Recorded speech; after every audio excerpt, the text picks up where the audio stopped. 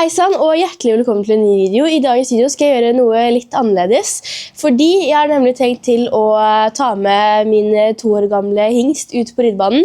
Jeg har jo en 2 år gammel hingst som jeg ikke har tatt med så mye på kanalen, fordi ja, det litt begrenset hvor mye man kan gjøre med en 2-åring på en måte. Han blir jo åpenbart ikke ridd, han har ikke riddet en gang. Så jeg har jo vist han noen ganger på kanalen, men jeg har ikke gjort så veldig mye med han. Jeg kjøpte han i mars, tror jeg det var, i år. Så jeg har hatt han en liten stund nå, men jeg har ikke gjort så veldig mye med han, av flere grunner. Både har jo vært fordi at det har vært ekstremt mye med de hestene jeg har nå, og litt sånne ting, og han jo liksom 2 år, så det på en måte ikke noe hastverk. Og vi har heller ikke hatt ridebanegjerde. Men nå har vi jo endelig fått opp ridebanegjerde. Foreløpig så det strømtråd og ikke plankegjerde, men det gjør absolutt jobben mer enn nok. Og nå det liksom mulig å slippe hestene litt løst på ridebanen. Så de går her, både BC og Tia, som mine 2 andre, som spranghestene mine, har gått mange timer her på ridebanen om dagen og får lufta seg. Det som så fint med å ha de på ridebanen sånn kontra uansett liksom sånn, så det jo det at det sand, så det jo veldig tørt og fint der å gå fordi nå som det høst og det litt gjørmete og mange paddocker blir fort ganske våte, så her det helt perfekt fordi på ridebanen så det rett utenfor døra, og ja, vi har liksom lagt høy i hjørnet så de har mat her hele tiden, og de har tilgang på vann, og altså hesten min Tia elsker å stå på ridebanen og rulle og være her, så jeg synes det veldig deilig å ha mulighet til å ha de der nå, og det gjør jo alt mye lettere, så får de også beveget seg litt fritt, og liksom rørt litt på seg uten at det sitter rytter på, eller at man longerer og sånn, men at de bare får gått liksom helt fritt på en måte rett og slett, og liksom strekt på seg, og ja, det jo bra for ryggen og liksom at de får beveget på seg og liksom uten noe sånn uten at de anspent eller sånne ting da. Så det synes jeg veldig fint. Foreløpig så har de Tia og BC, som da mine 2 spranghester. De har gått her noen timer hver, og så har de også hatt tilgang på mat her hele tiden. For det en sånn flekk på ridebanen som ikke har sand i hjørnet, så det skal være sand der, men det ikke sand der akkurat nå, for at ja, vi skulle ta sand der, og så glemte vi det, og den liksom det ikke sånn at den ødelegger ridebanen blir jo fortsatt hel for det, men det for å gjøre det. Så der har de i hvert fall fått mat. Jeg beklager at det veldig rotet i bakgrunnen hvis noen irriterer seg over det. Jeg gjør også det. En plan i dag for at jeg skal slippe han løs på ridebanen. Jeg har hatt han på ridebanen 2 ganger før. Når jeg prøvde å longere han, jeg ante jo ikke liksom hvor tam eller hva han hadde gjort før, men det varte ikke så lenge, for han var jo klingeren. Så det var bare å ta han helt til på boksen igjen. Det ble litt ubehagelig også der, men så jeg har drøya til at vi har fått ridebanegjerde, for jeg vil at han skal heller gå løst og få litt energi og litt krutt, for jeg har lyst til å gjøre noe som helst med han, fordi han jo litt sånn, ja, han bukker og steiler, han 2 år liksom, han leken, og han har veldig mye energi da, han blir liksom ikke ridd, så da det ikke så rart at han har mye energi når han en liten babyhest, men jo, så han skal få løpe litt her, og så får vi se hvordan det går. Jeg veldig spent. Ja, jeg i hvert fall veldig spent på hvordan det går, om han kling gjerne, eller om han treig, og jeg har ikke sett han egentlig bevege seg ordentlig noen gang, selv om jeg har hatt han veldig lenge, eller veldig lenge jeg har hatt han i typ, hvor lenge kan det være, 8 måneder eller noe. Ja, så jeg har hatt han en stund, men jeg har aldri sett han bevege seg sånn skikkelig. Men han en veldig kul og rolig type egentlig. Han har jo mye energi, veldig leken, men han veldig liksom, han liksom ikke dum, og han ikke så skvetten og sånne ting, så han har vært veldig kul, og han veldig grei, og han blir bare bedre og bedre for hver gang når han når høvene hans blir raspa og sånn, så det har jo vært litt slitsomt før, men han begynner å bli mye bedre, og han jo veldig grei i forhold til, det finnes jo 2-åringer som mindre tam enn han. Men jeg kan i hvert fall fortelle dere litt om han. Han i hvert fall 2 år gammel, så han født i 2023. Han heter egentlig Øverbys One More Chance, men jeg kaller han Bulle. Og pappaen hans Gigastar DTG, jeg tror det sånn man uttaler det. Og så det vel også noe graftopp, og han har en veldig bra stamtavle. Bulle min første helt egne unghest, så det veldig gøy. Jeg veldig fornøyd med han så langt, og han har bare vært snill og grei absolutt hele veien. bein, så det absolutt ikke noe sånne ting. Men nå skal det I hvert fall bli veldig, veldig gøy å komme I gang med litt trening. Jeg har liksom ikke stresset så veldig mye med det, fordi han 2 år, og vi har ikke hatt ridebane her, på en måte, så det har liksom ikke vært helt mulig. Men nå har vi det, så jeg gleder meg til å... ja, nå kommer jeg I hvert fall til å gå litt løst på banen noen dager eller uker, og så kommer jo banen sikkert til å bli fryst etter hvert, for det jo allerede frost, eller har vært nå forrige natta eller noe. Så vi får se hvor lenge og hvor mye trening vi får gjort nå før vinteren, men jeg har jo lyst til å liksom komme I gang med litt tormekjøring og longering og generelt litt sånn trening fra bakken da, og liksom få en tam på bakken og sånn, så det blir lettere når man skal ri han inn også, og jeg tror ikke det blir så veldig mye problem å ja, trene og gjøre ting fra bakken siden han så snill. Men jeg tenker at vi I hvert fall skal sette I gang, så skal vi hente Bulle, og så skal vi få han ut på ridebanen.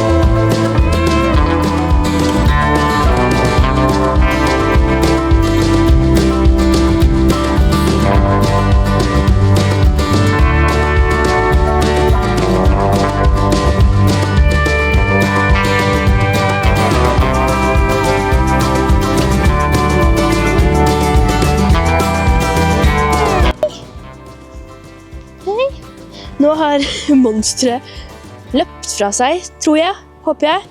Han har faktisk på belegg. Det er første gang han tar på belegg, men det var ikke noe problem, så da var det greit. Det er greit at han har på seg litt beskyttelse når han styrer så mye, men jeg tror han har fått ut ganske mye krutt nå. Han var jo veldig fin. Jeg synes han bevegde seg veldig, veldig fint, og ja, hvis du lurer på hva det her så er det for at jeg tok en liten testbarbering her. Så jeg skulle bare sjekke om han var grei å barbere, jeg ville bare teste.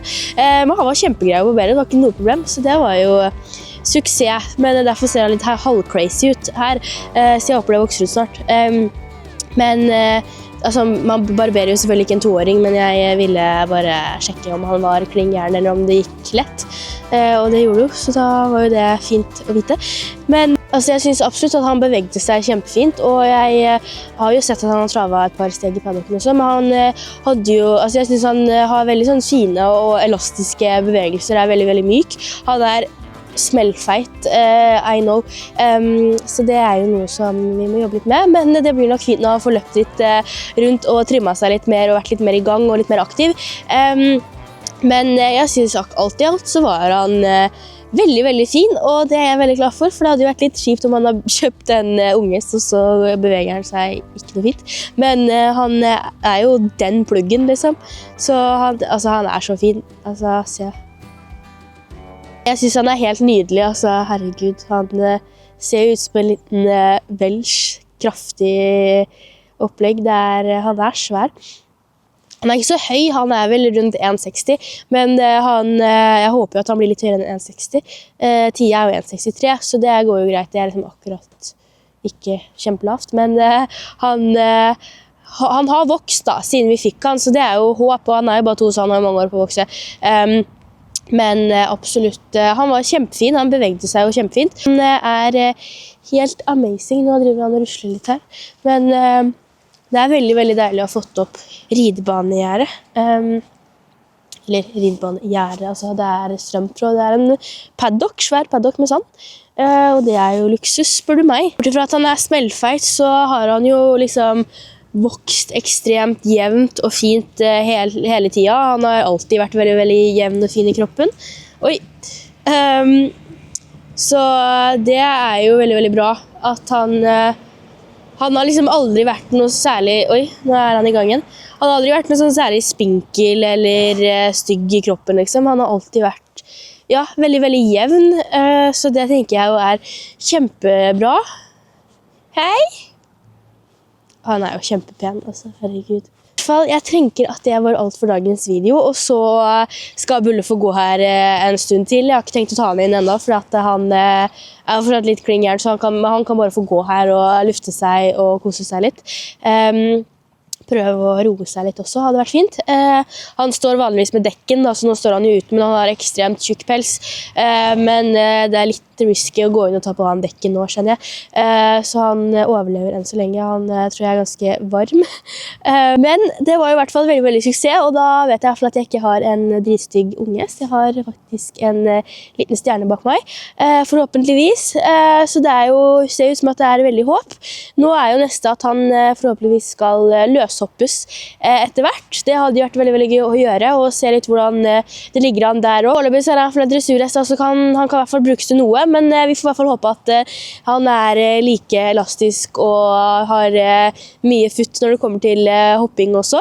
Så jeg gleder meg veldig, veldig mye til å løse opp han. Den videoen vet jeg ikke helt når det kommer, men jeg har jo lyst til å gjøre det så fort som mulig, men jeg vil at han er ikke vant til å liksom, hva skal man si, bevege seg så mye og løpe rundt og herje og holde på en måte på den måten her på ridebanen og sånn, så jeg vil at han liksom skal slappe av litt mer på ridebanen og liksom bli litt vant til å bevege seg litt mer før vi begynner å hoppe, så at kroppen blir litt vant til å liksom, og ledda og alt av scener og sånn skal bli litt sånn, ja, så han ikke liksom bare begynner å hoppe uten at han har gjort noe først. Men det er i hvert fall neste på skjema å få løshoppa litt, så får vi se når det blir, men ikke så veldig, veldig lenge til, tror jeg. Det er i hvert fall alt jeg hadde for i dag, så håper jeg at dere likte videoen og synes det var gøy å se litt mer fra Bulle. Det kommer nok til å bli enda mer Bulle-content fremover nå, som er veldig, veldig gøy. Han er jo absolutt en underholdende fyr, så det tror jeg ikke det står på. Så håper jeg som sagt at dere synes det var gøy, så må dere ikke glemme å abonnere og eventuelt legge igjen en like, så blir jeg veldig, veldig glad. Så snakkes vi i neste video. Tusen takk for at du har sett på. Ha det!